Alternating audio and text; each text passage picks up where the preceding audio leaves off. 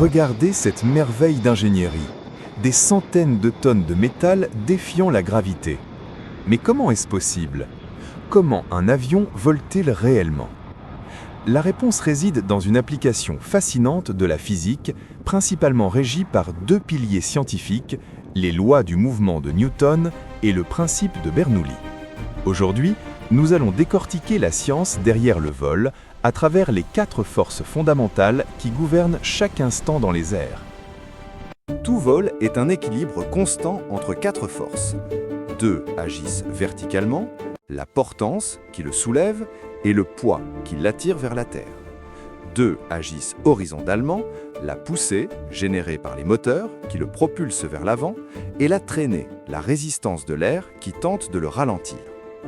Démarrons par la plus magique, la portance. La portance, c'est la force ascendante. Elle naît ici de la forme ingénieuse de l'aile, l'aileron. Regardons sa coupe, son profil. Le dessus, l'extrado, est plus courbé que le dessous, l'intrado. Quand l'aile se déplace, l'air est forcé de se diviser. Au-dessus, le chemin est plus long. L'air doit accélérer pour rejoindre l'air du dessous au même moment au bord de fuite. Et c'est ici que Daniel Bernoulli, au XVIIIe siècle, nous donne la clé. Dans un écoulement fluide, quand la vitesse augmente, la pression diminue. Sur l'extrado, haute vitesse égale basse pression. Sur l'intrado, vitesse relative plus basse égale pression plus haute.